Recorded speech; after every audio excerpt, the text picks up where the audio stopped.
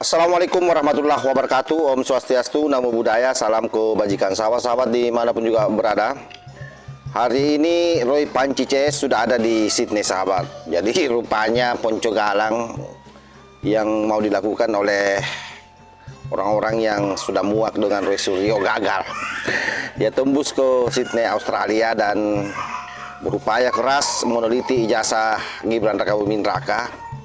Tempat di mana Gibran menempuh pendidikan di Sydney itu dia datangi, dan kesimpulan Roy Suryo seperti biasa bahwa Gibran di sana tidak kuliah, tapi itu hanya melakukan kursus ya. Jadi hanya mengikuti kursus. Nah, upaya yang dilakukan Roy Suryo ini saya kira bagi seluruh orang yang waras tahu persis bahwa narasi-narasi yang dilontarkan ke publik ini adalah kebohongan, dan dia harus berupaya menutupi itu dengan seolah-olah mengangkat narasinya dalam wilayah-wilayah akademis. Itulah yang sedang dimainkan oleh Panci CS. Jadi satu kebohongan yang diulang-ulang terus dan dibungkus dengan label-label akademis, penelitian dan seterusnya. Yang sesungguhnya itu abal-abal, karena yang namanya penelitian itu, saya kira tidak ada penelitian yang lebih awal mengemukakan kesimpulan tanpa dibarengi dengan penelitian lebih awal, lalu kemudian menghasilkan kesimpulan-kesimpulan kecil, dan itu pun tidak boleh dipatok mati. Nah, Roy Panci ini belum apa-apa sudah mengatakan ijazah Gibran palsu, ijazah Jokowi palsu. Nah, setelah itu baru sibuk cari bukti ke sana kemari. Sampai hari ini dia berada di Sydney, di Australia, yang katanya mau menelusuri tempat perkuliahannya Gibran. Nah, saya sudah bisa membayangkan bahwa pasti nanti ujung-ujungnya akan bicara bahwa ini hanya tempat kursus, Gibran hanya kursus di UTS. Seperti itulah yang selama ini kan diulang-ulang oleh Panci CS ini.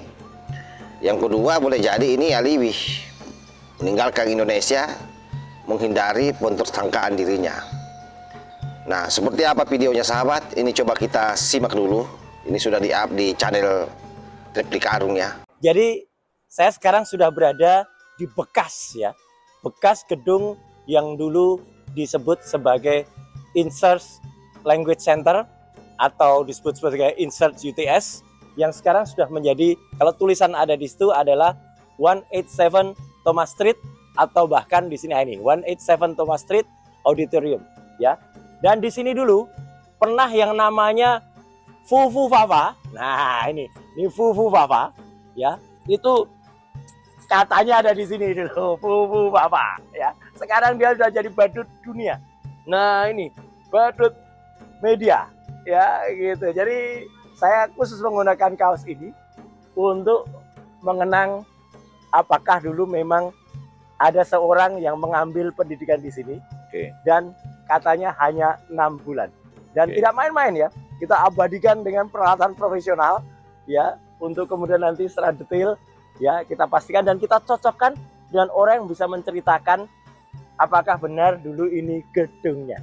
Jadi terima kasih rakyat Indonesia yang sudah membersamai dengan doa, dan saya sudah sampai sini. Nah, sekarang ini ada bersama kita ini Nah, Pak Iksan. Nah, ini luar biasa. beliau nih. Nah, Pak Iksan ini. Iya, Selamat siang Indonesia. betul. Saya sekarang bersama Mas Roy Suryo. Pak Iksan dulu pernah ngantar orang kayak gini nih? Pernah ngantar orang semirip itu. Semirip ini. Mirip gambar itu ya. Oke. Kalau nama dulu namanya nggak Puput Pak, bukan Puput Pak. Bukan buku bapak Dulu dulu. namanya Gibran. Iya. Tapi Dia pernah minta dia pakai antar. buku bapak. Ya. Nah, tapi kita tidak turun dari mobil. Oke. Dari pinggir jalan dia foto dan terus kita menuju Queen Victoria Building. Ya. Oke. Ya. Oke. Jadi ini adalah napaktilas ya Pak Iksan ya. Ya, betul. Napaktilas Pak Roy, Pak Ya. Iksan, dan Ya, Saya. ini. Ya. Bagus ini. hari Sabtu Betul. tanggal 1 November 2025 di Insert Language Center. Ya. Bekas Dulunya. gedungnya, bekas gedungnya. Bekas gedungnya. Insert Language Center. Itu alamannya tuh, 187 Thomas Sekarang Street jadi Auditorium. 187 Thomas Street. Thomas Street. Atau ada di sini Abbey College. Abbey College. di Australia. Oke. Abbey College Australia. Oke. Iya.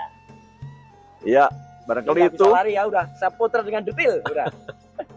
Jadi terima kasih Pak Iksan sudah diajak ke sini. Luar biasa. Beliaulah dulu yang ngajak Gibran tahun 2018 ke tempat ini. Saya kira jelas sahabat ya. Apa yang disampaikan oleh Ruy Suryo seperti bayangan saya. Jadi ketemu orang-orang di sana yang dia masuk diaspora itu adalah orang yang pernah mengantar Gibran Raka Buming Raka dulu. Nah itulah juga pentingnya di sini memilih sahabat ya, apalagi dalam konteks politik. Memang betul-betul kejam karena kadang-kadang orang masih bisa bicara baik satu sama lain itu karena berdasarkan kepentingan. Tapi kalau sudah di luar konteks kepentingan itu bisa saja menjadi lawan. Nah makanya dalam politik itu ada peribahasa mengatakan bahwa sesungguhnya itu yang abadi cuma satu, yaitu kepentingan. Nah, inilah yang diperlihatkan oleh sopir yang pernah mengantar Gibran ini. Jadi saya justru berpikir sebenarnya awalnya bahwa Refli Harun ini secara detail akan ketemu dengan pimpinan UTS di sana untuk meng-cross check data-data apakah Gibran kuliah atau tidak. Tapi rupanya apa yang dilakukan oleh si kucluk Roy Panci ini ya seperti biasalah, jejak-jejak petualang yang pada akhirnya membangun narasi hoaks di media sosial. Nah karena ini dilakukan seolah-olah sangat serius, bayangkan kalau dia tinggalkan Indonesia ke Australia, maka otomatis orang akan berpikir bahwa yang dilakukan oleh Panci ini memang betul-betul sesuatu yang sangat ilmiah karena dia mendatangi langsung. Padahal kan dalam situasi hari ini sesungguhnya dengan teknologi yang begitu laju, tidak perlu orang melakukan kunjungan buang-buang duit ke Australia untuk mengetahui apa benar Gibran itu biasanya palsu atau asli.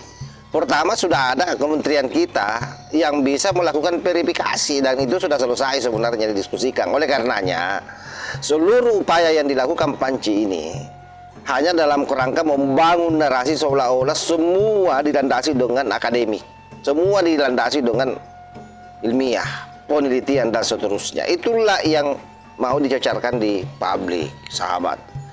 Saya kira demikian ya. Kita tidak perlu terlalu lama-lama membahas kalau bicara Panci karena tidak ada habisnya. Orang ini adalah orang yang punya banyak masalah yang tentu 1000 jampung kita bisa duduk berlama-lama tapi tidak ada gunanya. Karena semua kalau bicara soal Panci ini adalah merupakan informasi yang sifatnya sampah, sahabat. Mulai dari ujaran kebencian ke Pak Jokowi dengan kasus Stupa dulu, belum lagi misalnya kasus Pancinya, bagaimana dia menjadi Menpora tidak hafal Indonesia Raya, bagaimana dia selalu memainkan wayang untuk memframing orang. Nah, ini kan sesuatu yang menurut saya tidak lucu. Tapi bentuk kurang ajaran yang nyata yang diperlihatkan oleh Panci ke publik. Oleh karena itu tidak layak dibahas terlalu berlama-lama. Saya kira demikian ya. Wassalamualaikum warahmatullahi wabarakatuh.